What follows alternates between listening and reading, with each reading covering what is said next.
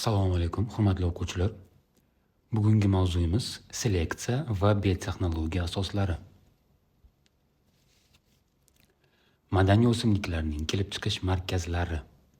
Vavilov ekspeditsiya natijalari asosida seleksiya nazariyasi uchun muhim hisoblangan umumiy xulosalarni ishlab chiqadi. Madaniy o'simliklarning kelib chiqishini 7 ta markazga bo'ladi.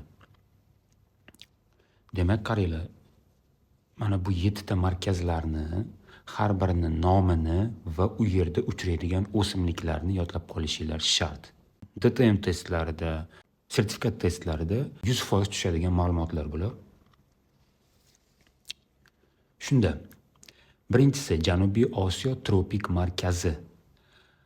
Qaysi hududlar kirishi yodlash shart emas, lekin necha foiz o'simliklar borligi va qanday o'simliklar kirishini yodlab qolishingiz kerak. Xo'p, demak, Janubiy Osiyo tropik markazida 50% madaniy o'simliklar uchraydi. Misollar sholi, shakarqamish va sabzavot ekinlari. Ikkinchisi Sharqiy Osiyo markazi. Bu yerlarda 20% dan ortiq madaniy o'simliklar tarqalgan. Soya va tariq. Uchinchisi Janubiy G'arbiy Osiyo markazi. 14% madaniy o'simliklar uchraydi. Misollar bug'doy, suli, dukkaklilar, zig'ir, sabzi. To'rtinchisi O'rta Yer dengizi markazi. 11% madaniy o'simliklar uchraydi. Misollar karam, qand lavlagi, beda va zaytun daraxti. Beshinchisi Abisiya yoki Efiopiya markazi. Misollar oqjo'xori, arpa, banan, yovvoyi no'xat, kofe daraxti. Oltinchisi Markaziy Amerika. Misollar oshqovoq, loviya, makkajo'xori, qalampir, g'o'za va kakao daraxti. Yettinchisi Janubiy Amerika yoki And markazi. Misollar kartoshka, ananas, tamaki.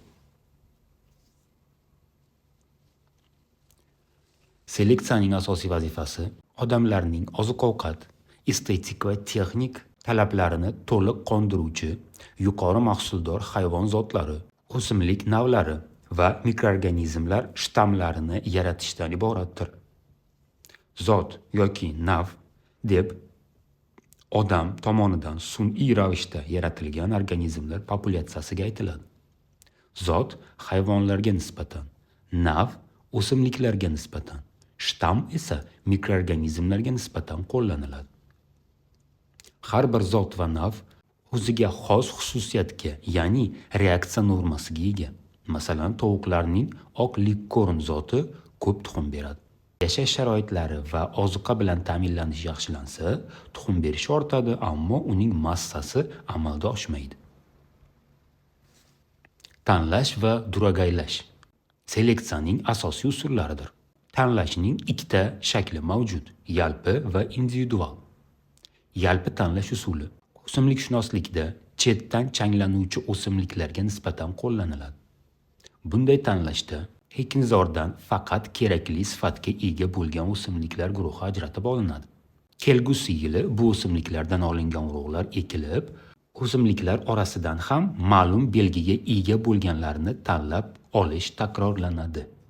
Bu usulda olingan nav genetik nuqtai nazardan har xil bo'ladi va shuning uchun tanlashni vaqti bilan qaytarib turish kerak.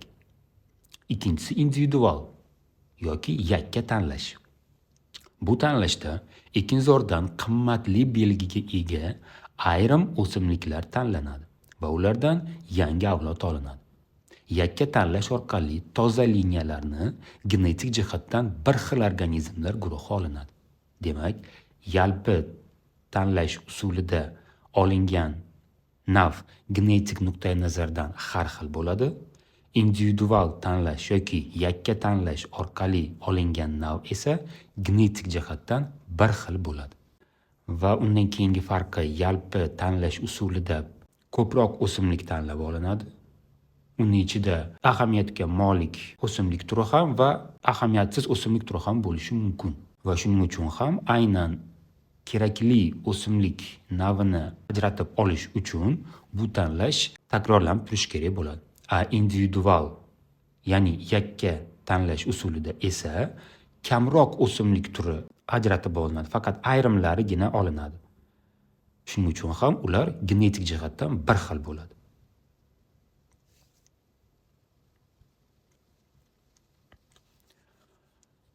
Duragaylash. Seleksiyada duragaylashning har xil usullari qo'llaniladi.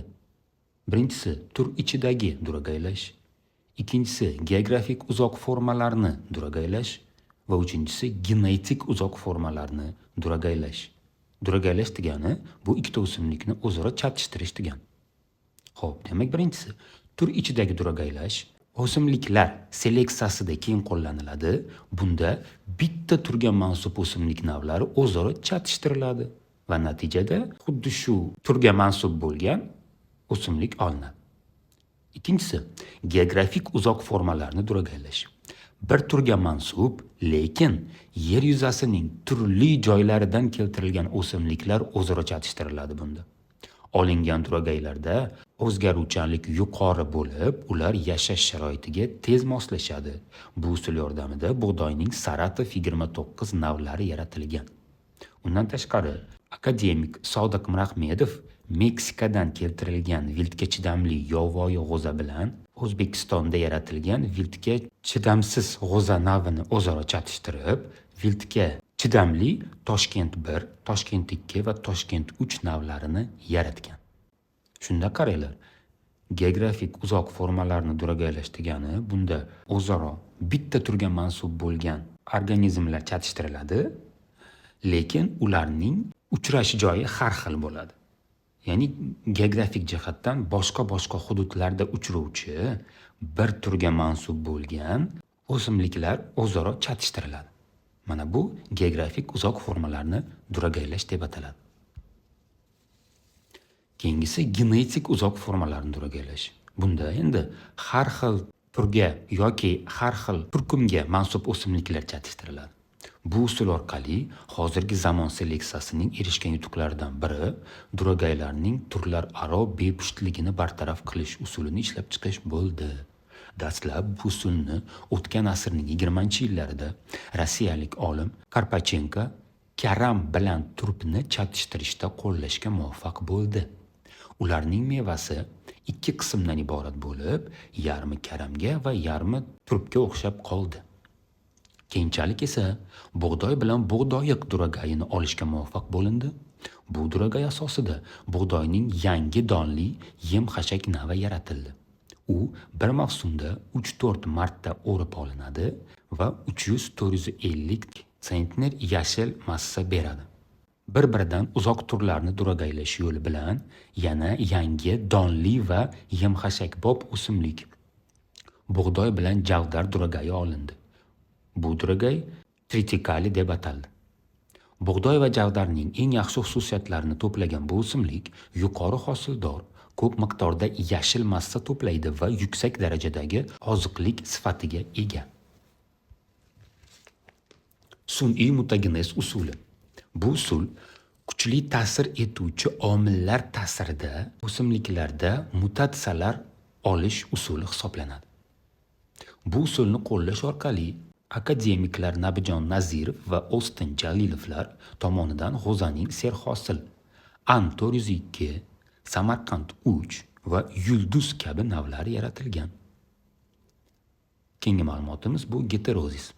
O'simliklarda chetdan changlanadigan o'simliklarni tabiiy changlantirish orqali seleksiya uchun ahamiyatga ega genlar ushbu liniyalarda mustahkamlanadi.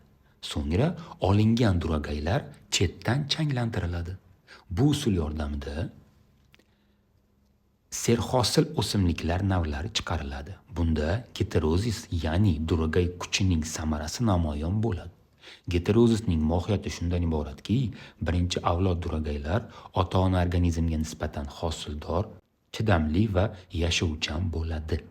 Demak, sodda qilib tushuntiradigan bo'lsak, nima degani geterozis? Geterozis bu ikkita ota-ona organizm chatishtirilishi natijasida hosil bo'lgan yangi avlod ota-onaga nisbatan yashovchan, moslashuvchan va hosildor holatda bo'lishi, mana shu tushuncha bu geterozis deb ataladi. Hayvonlar seleksiyasi. Hayvonlar seleksiyasining o'ziga xos xususiyatlari hayvon tabiatidan kelib chiqadi. Xonaklashtirilgan hayvonlar faqat jinsiy yo'l bilan ko'payadi. Har bir hayvon kam nasl beradi va har bir hayvon ancha qimmat turadi. Hayvonlar seleksiyasida eksteryer belgilarini hisobga olish muhim rol o'ynaydi. Hayvonlar tashqi shakllarini, butun yig'indisi, tanasining tuzilishi, tana qismlarining o'zaro nisbati bu eksteryer deb ataladi. Xo'jalik uchun muhim bo'lgan ko'pgina belgilar, masalan, qoramolning sersutligining rivojlanishi muayyan tana tuzilishiga, qon aylanish va nafas olish sistemalari va boshqa belgilarini yaxshi rivojlanganligiga bog'liqdir. Uy hayvonlarini, sermahsulotlarini yaratishda ikki xil usuldan foydalaniladi. Birinchisi zotlar aro chatishtirish va ikkinchisi uy hayvonlarining uzoq formalarini duragaylash. Zotlar aro chatishtirish orqali mayin jun beradigan Ascania rambules, bu qo'y zoti hisoblanadi. Hisor va qora ko'l qo'y zotlari, ko'p sut beradigan Castroma qoramol zoti, axaltaka ot zoti, tovuqlarning broiler va sertuxum zotlari, ipak qurtining zotlari yaratilgan. Uy hayvonlarini uzoq formalarini duragaylash orqali ham xo'jalik uchun katta ahamiyatga ega zotlar yaratilgan.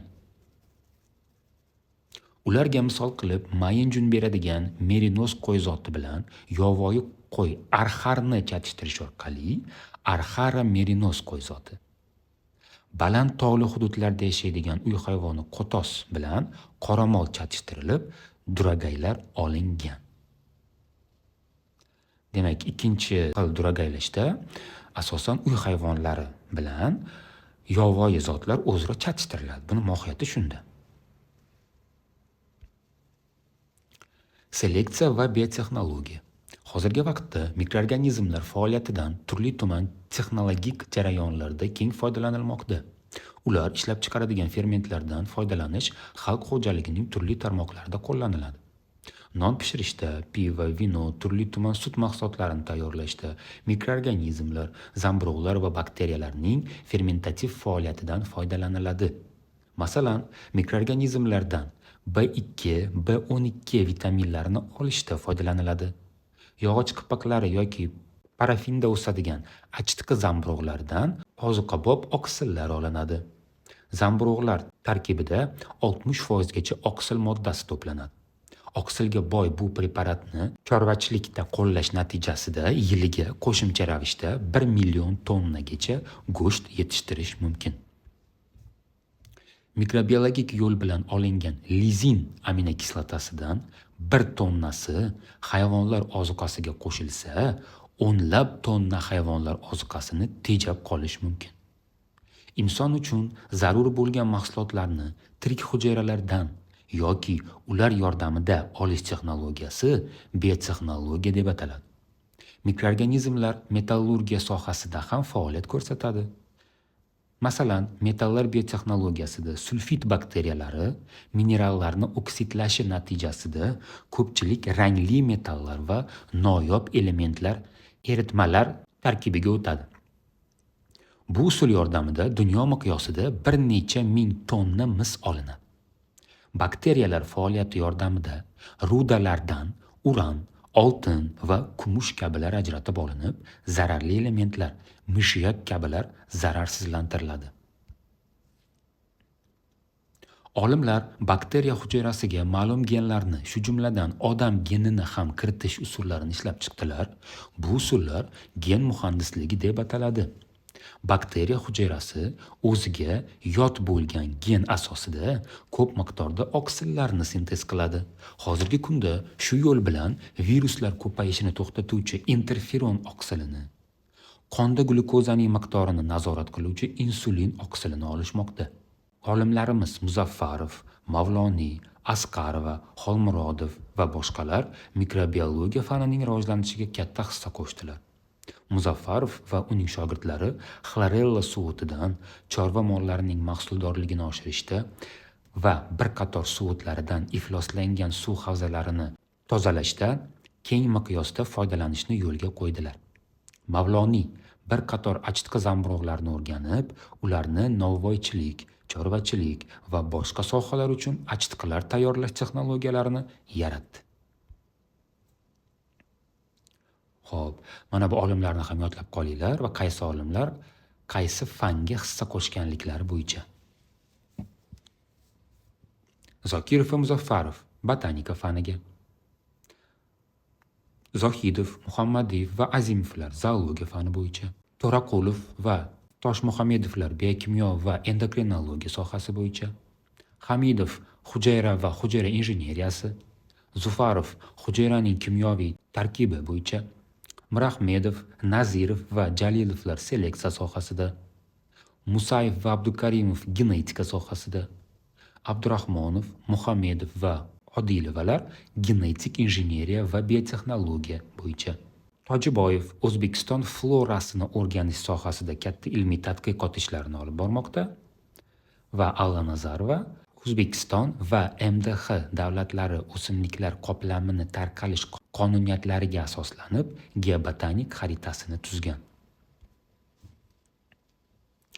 Endi mana bu yerda navlarni men keltirib o'tganman. Kitobda bular bor hammasi, bularni yodlab qolishingiz shart. Test savollarida juda ko'p tushadigan ma'lumotlar hisoblanadi. Demak, bug'doy navlari bular Saratov 29, Ulug'bek 600 va Sanzo. Endi g'o'za navlarini o'zi bir nechta xillarga bo'linadi. Demak, Sodiq Mirahmedov tomonidan yaratilgan viltga chidamli g'o'za navlari. Toshkent 1, Toshkent 2 va Toshkent 3. Keyingisi Nabijon Nazirov va O'stin Jalilovlar tomonidan yaratilgan serhosil navlar. Antoruz 2, Samarqand 3 va Yulduz. Keyingisi bu istiqbolli navlari. Buxoro 9, Buxoro 12, Namangan 39 va Omad. Ibrohim Abdurahmonov tomonidan gen nokaut usulida yaratilgan g'o'za navlari. Porloq 1, 2, 3 va 4. Rahmon Qulov tomonidan yaratilgan navlar. Umid, Oqqo'rg'on 2, Mang'it 1, Mang'it 2, Istiqlol 14 va Sulton. Ana endi uzum navlariga o'tamiz. Rizamat, Gultish, Sohibi, Hiloli va Qirmizi kabilar bilan hammasi uzum navlari hisoblanadi. Olma navlari oq olma, qizil olma, Namangan olmasi, targ'il olma va qozi dastor. Shaftoli navlari: Vatan, Lola, Anjir shaftoli, Zarafshon, Farhod va Zarg'aldoq. Va oxirgisi kartoshka navlari. Nimrang navi. Bu cho'zinchoq, pushti va o'rta pishar navi hisoblanadi. Keyingisi Obidov navi. Bu kechpishar, cho'ziq, qizil serhosil navi hisoblanadi. Undan tashqari, Abdukarimovning yaratgan Samarqand navidan bir yilda 2 marta hosil olishi mumkin. Va mana shu yerda muhim joyi. Samarqand 3 bo'lib kelsa, bu g'o'za navi hisoblanadi. Agar Samarqandning o'zi kelsa, bu kartoshka navi hisoblanadi. Shu bilan bugungi mavzuimiz o'z nihoyasiga yetdi. Sog' bo'linglar, salomat bo'linglar.